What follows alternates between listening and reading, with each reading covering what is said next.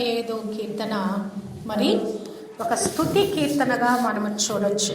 దేవుని యొక్క మంచితనము, దేవుని యొక్క గొప్పతనము, మరి సృష్టి మీద ఆయనకు కలిగి ఉన్న ఆధిపత్యము, ఇశ్రాయేలు ఎడల దేవుడు కలిగి ఉన్న కృప, అంతేకాదు లోకంలో ఉన్నటువంటి దేవుళ్ళుగా పరిగణించబడుతున్న విగ్రహాలు ఎలాంటివి, మరి ఆయన ప్రజలుగా ఉన్నవారు, వారు సేవకులు కానివ్వండి, విశ్వాసులు కానివ్వండి, అహరోను వంశస్థులు కానివ్వండి, ఇశ్రాయేలు కానివ్వండి, ఎవరైనా కూడా ప్రభుని ఎలాగున స్తుతించాలి అనే విషయాలతో కలిసి ఈ యొక్క కీర్తన రాయబడింది. 135 కీర్తనను మనము ఒక స్తుతి కీర్తనగా అనుకోవచ్చు.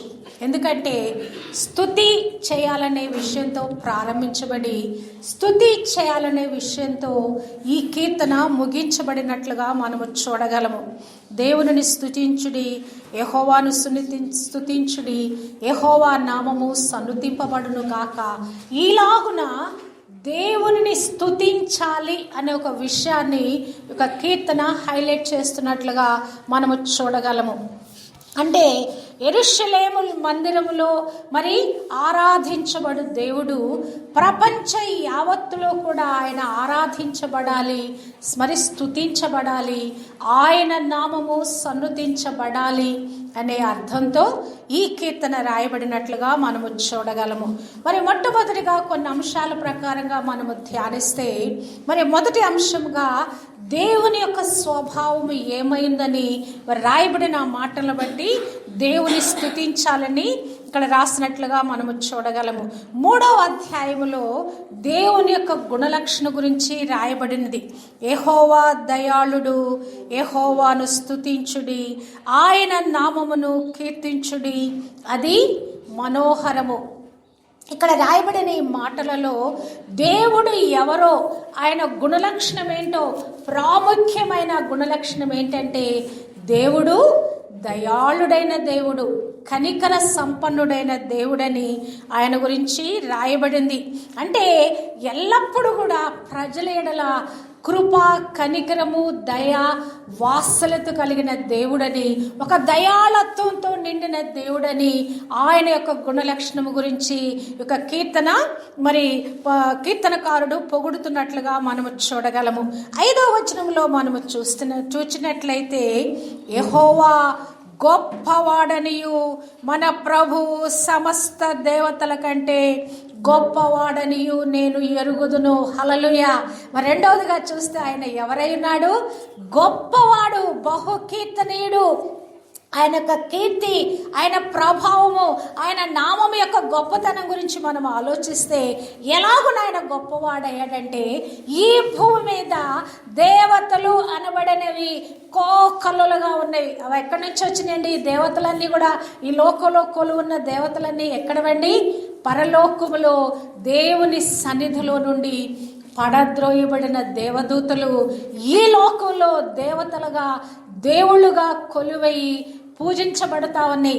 ఆ దేవతల కంటే, సమస్త దేవతల కంటే ఈ భూమి మీద ఎన్ని పేర్లు పెట్టుకొని దేవతలు దేవుడుగా పరిగణించబడతా ఉన్నారు, వాటన్నిటికీ మించి ఆయన గొప్పవాడు.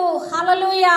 ఆయన ఏం చెప్తున్నాడంటే, నేనే దేవుడను, నేను తప్ప వేరొక దేవుడు లేడు, నేనే నిజమైన దేవుడును అని ఆయన అనేకమైన సార్లు గంభీరంగా మరి ఆయన ప్రకటించినట్లుగా మనము చూడగలము. అంటే ఆయన ఎవరో మనము గ్రహించాలి, ఆయన గొప్పతనం గ్రహించాలి.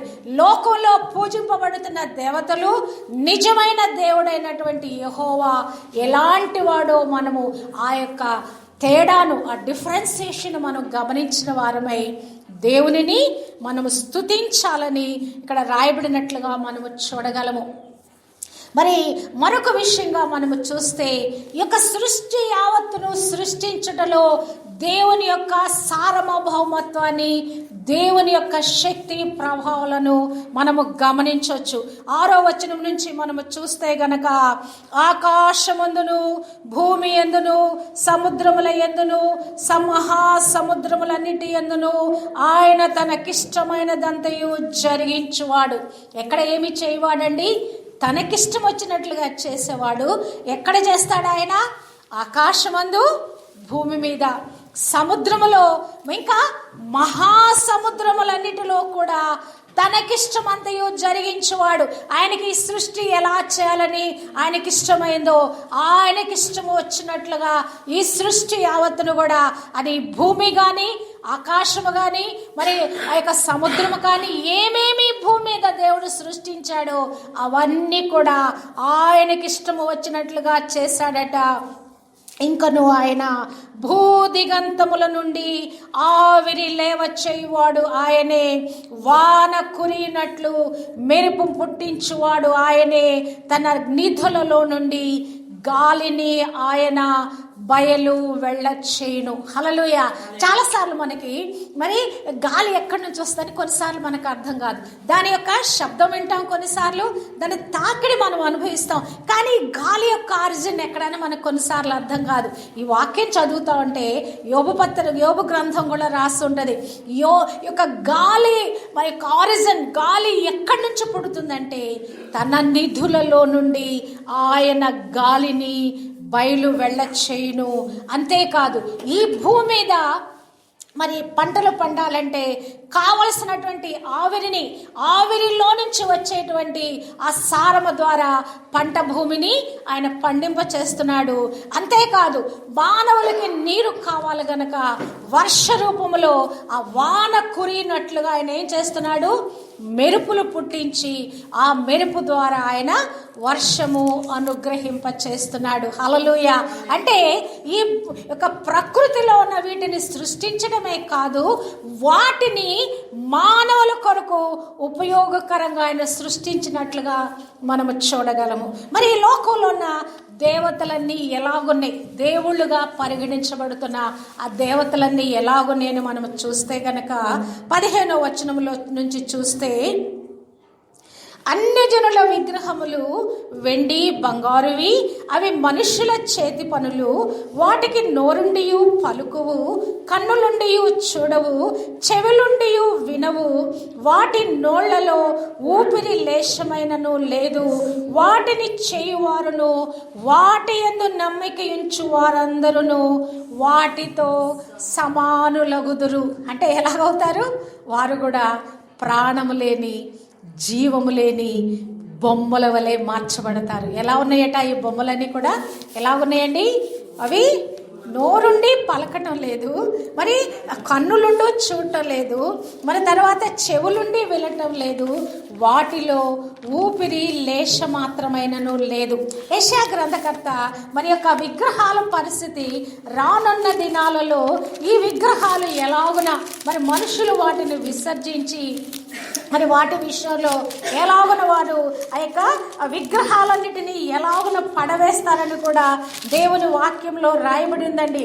వాటినట గబ్బిలాలకు పడవేస్తారంట. వాళ్ళు చేయించుకున్న బంగారు, వెండి వాటిని కూడా మరి వాళ్ళు గబ్బిలాలకి వాటిని పడవేస్తారట. చూడండి, అంటే ఈ దినాలలో మనుషులు మరి ఆ యొక్క విగ్రహాలను మరి వజ్రాలతో చేయించుకుంటున్నారు కదా. అన్నిటికంటే విలువైనటువంటి లోహాలతో వాళ్ళు విగ్రహాలు చేసుకుంటున్నారు. కానీ వాటిలో ఒకటి లేదని మర్చిపోతున్నారు. ఏమి లేదు వాటిలో? ఊపిరి లేశమైనను లేదంటే కొంచెం కూడా వాటిలో ఊపిరి లేదు. మనం చూస్తే వాళ్ళు ఆలయాలు కట్టుకుంటారు, గుళ్ళు కట్టుకుంటారు. గుళ్ళు కట్టుకొని ఏం చేస్తారంటే విగ్రహానికి ప్రాణ ప్రతిష్ఠ చేస్తున్నామని ఒక పండుగ చేస్తారు వాళ్ళు. నాకు అనిపిస్తుంది, అయ్యో ప్రభువా, దానిలో ఊపిరి లేదు కదా, వీళ్ళు ఎట్లా ప్రాణ ప్రతిష్ఠ పోస్తారు? ఏమి లేదు, విగ్రహాన్ని తీసుకొచ్చి అక్కడ కూలవేసి కదా, దాని ఏదో ఒక తాళతోటి లేకుంటే మనుషులు ఏదో మోసుకొచ్చి ఆడ కూలవేస్తారు. దానికి ప్రాణ ప్రతిష్ఠ అని దాని మీద అనేకమైన పాలు పోసి ఇంకేదేదో మరి ఆ యొక్క అత్తరులు పోసి ఏమో చేసి దానికి ప్రాణ ప్రతిష్ఠని ఒక కార్యక్రమం జరిగిస్తారు. వాటిలో ఏమి లేదండి, ప్రాణము ఊపిరి లేశమైనను లేదు. నిజంగా సైంటిస్ట్ అనే వాళ్ళకు కూడా ఈ మనస్సు మందగించిందండి. మరి సాతానుడు, దుష్టుడైన సాతానుడు మానవుల మనోనేత్రాలకి ఆత్మీయంగా ఎంత గుడ్డితనం తెచ్చిపెట్టాడంటే, మానవుడు ఎంతో మేధస్సు కలిగి అనేకమైనటువంటి ఇన్వెన్షన్స్ చేస్తూ ఉన్నాడు, అనేకమైనటువంటి రీసెర్చ్లు జరిగిస్తూ ఉన్నాడు, అనేకమైన కొత్త కొత్త సాధనాలు, మరి న్యూ టెక్నాలజీ, మరి అనేకమైన వాటిని ఆవిష్కరిస్తున్నాడు. కానీ వాడికున్న తెలివి, వాడికున్నటువంటి ఆ మేధస్సు, వాడికున్నటువంటి ఆ యొక్క మరి ఆలోచన శక్తి, అతనిలో ఉన్న ఊపిరి ఆ బొమ్మలలో లేవు. అవి కేవలము విగ్రహాలు, కదలలేనివి, మరి ఏమాత్రం కూడా మాట్లాడలేనివి, ఏమీ చేయలేని నిస్సహాయమైనవని వారికి అర్థం కావట్లేదు. నిజంగా సాతాను ఎంత ప్రభావం మానవాళి మీద చూపిస్తున్నాడో చూడండి, ఎంత ఆత్మీయ గుడ్డితనానికి తీసుకుని వెళ్ళాడో. కానీ నీకు నాకు దేవుడు కృపించాడు.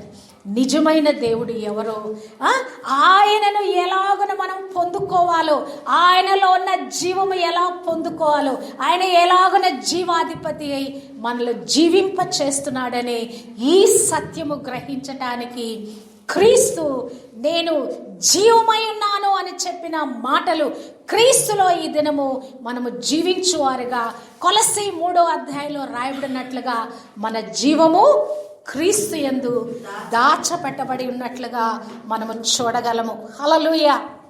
మరి ఈ దేవుడు ఇశ్రాయేలు ఎడల ఎటువంటి దేవుడై ఉన్నాడని మనము చూస్తే గనక, ఆయన మరి ఐగుప్తులో నుండి తన ప్రజలను బయటికి తోడుకొని వచ్చినప్పుడు ఆయన చేసిన కార్యాలు మనము చూస్తే గనక 8వ వచనం నుంచి చూస్తే, ఐగుప్తులో మనుష్యుల తొలి చూలులను, పశువుల తొలి చూలులను ఆయన హతము చేసెను. ఐగుప్తు నీ మధ్యను, ఫరో ఎదుటను, అతని ఉద్యోగస్తుల ఎదుటను ఆయనే సూచక క్రియలను, మహత్కార్యములను జరిగించెను. అనేకులైన అన్యజనులను, బలిష్ఠులైన రాజులను ఆయన హతము చేసిన వాడు. అమోరీల రాజైన సీహోనును, బాషాను రాజైన ఓగును హతము చేసెను. కనాను రాజ్యములన్నిటినీ పాడు చేసెను. హల్లెలూయా. ఇశ్రాయేలు ఎడల దేవుడు ఒక వాగ్దానం చేశాడు. ఎప్పుడు చేశాడు? అబ్రహాముతో వాగ్దానం చేశాడు. ఏమని చేశాడు? నీ సంతతి వారు 400 సంవత్సరాల వరకు కూడా ఐగుప్తులో అన్య దేశపు రాజు దగ్గర వారు అడిచివేయబడతారు, శ్రమ పెట్టబడతారు, వారిని నేను బయటికి తోడుకొని వస్తానని చేసిన వాగ్దాన ప్రకారంగా ఒక్క దినమునే అబీబను నెలలో 14వ మరి ఆ రాత్రిపూట ఆయన ఒక్కసారిగా 30 లక్షల మంది ఇశ్రాయేలీయులను ఐగుప్తు చెరలో నుంచి బయటకు తీసుకొని వచ్చాడండి. ఎలాగో తీసుకొచ్చాడు? అక్కడ ఉన్నటువంటి ఐగుప్తీల తొలి చూలుడందరినీ హతము చేశాడు. ఎవరెవరు చనిపోయారు? అక్కడ రాజు కుమారుడు చనిపోయాడు. మరి ఆ యొక్క చెరసాలలో పెట్టబడిన వాణి కుమారుడు చనిపోయాడు. అక్కడ ఉన్నటువంటి ఆ యొక్క మరి పశువుల యొక్క తొలిచూలులు చనిపోయినాయి. హల్లెలూయా. మనుషుల తొలిచూలులను, పశువుల తొలిచూలులను ఆయన హతము చేసెను. హల్లెలూయా.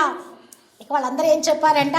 ఫరో తోటి వీళ్ళు పంపించేద్దాం, ఇంకొక నిమిషం కూడా వెళ్ళించుకోవద్దని త్వరపడి వాళ్ళు వెండి అడిగితే వెండి, బంగారం అడిగితే బంగారం, వస్త్రములు అడిగితే వస్త్రములు ఇచ్చి వారిని పంపివేశాడు. హల్లెలూయా. బయటకు వచ్చిన తర్వాత కూడా దేవుడు వారిని విడిచిపెట్టాడా? చాలా గొప్ప ప్రసిద్ధమైన రాజులను, బలిష్టమైన రాజులను ప్రభు వారి పక్షాన హతము చేశాడు, లయము చేశాడు, నిర్మూలము చేశాడు. అంతేకాదు ఆయన చేసిన వాగ్దానము, అబ్రహాముతో చేసిన వాగ్దానము, ఇదిగో నీ కాళ్ళు మోపిన ఈ స్థలాన్ని నీ యొక్క సంతానాన్ని నేను ఇస్తానని చెప్పిన వాగ్దానము, కనాను రాజ్యములన్నిటినీ పాడు చేసి ఆయన చేసిన వాగ్దానము ప్రకారంగా మరి ఆయన ఇక్కడ వారికి యొక్క ప్రదేశాన్ని స్వాధీనపరుస్తున్నాడు. 4వ వచనములో వారిని ఎలాగో ఏర్పరచుకున్నాడు, వారికి చేసిన వాగ్దానము ఎలాగో నెరవేర్చబడిందో 12, 13లో చూడవచ్చు. 4లో చూస్తే గనక యెహోవా తన కొరకు యాకోబును ఏర్పరచుకొనెను, తనకు స్వకీయ ధనముగా ఇశ్రాయేలును ఏర్పరచుకొనెను. హల్లెలూయా. వీరెవరండి? ఏర్పరచుకొనబడిన ప్రజలు.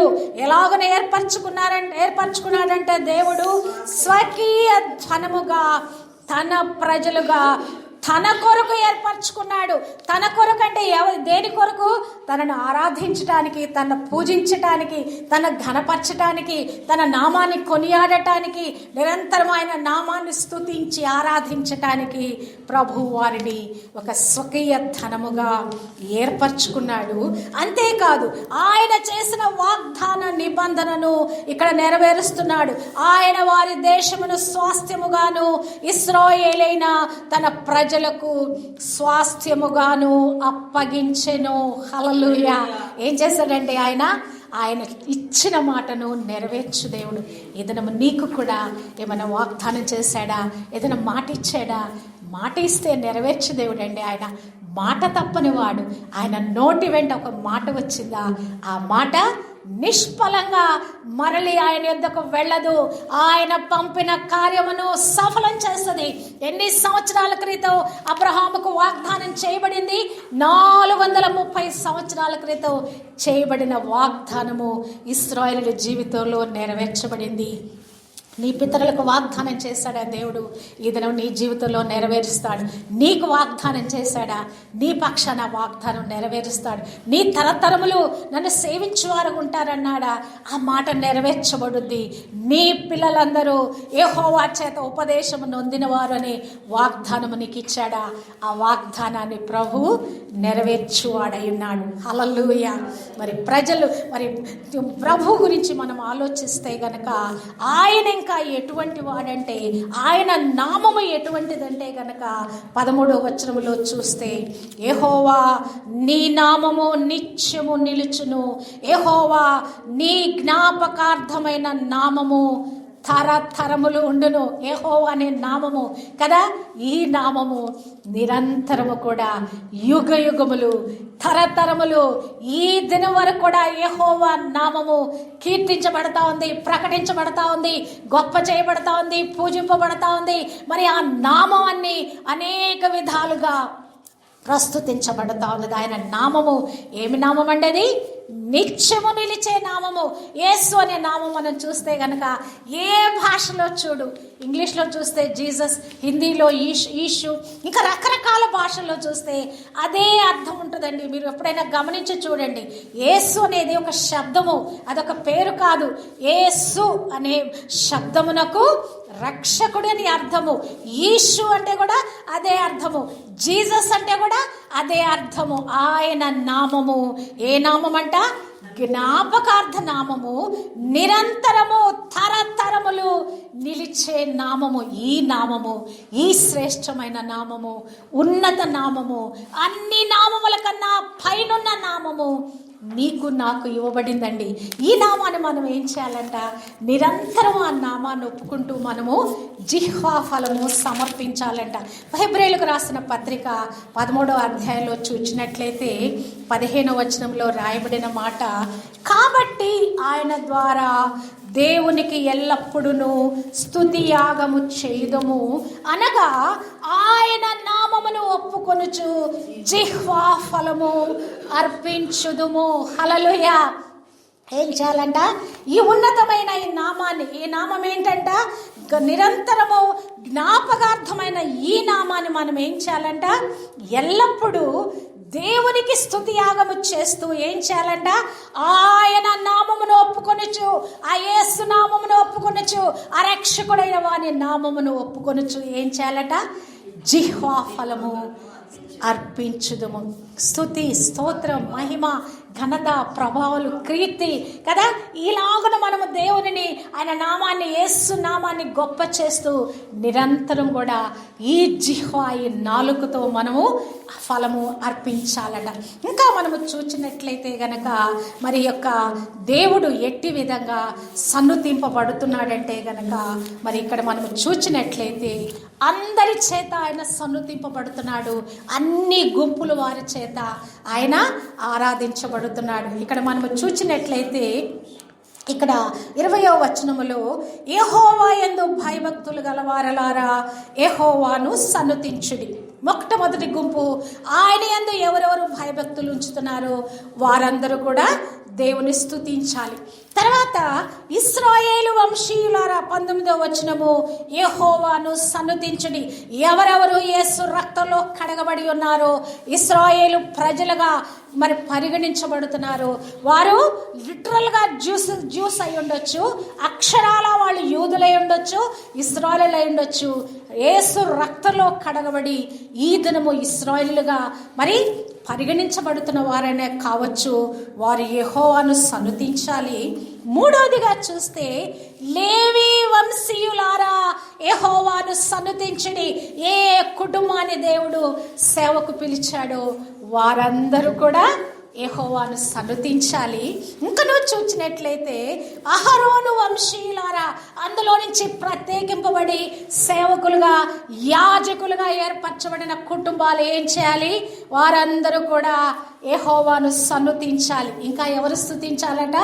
మొదటి వచనములో యెహోవా సేవకులారా యెహోవా మందిరములో మన దేవుని మందిరపు ఆవరణములలో నిలుచుండు వారలారా.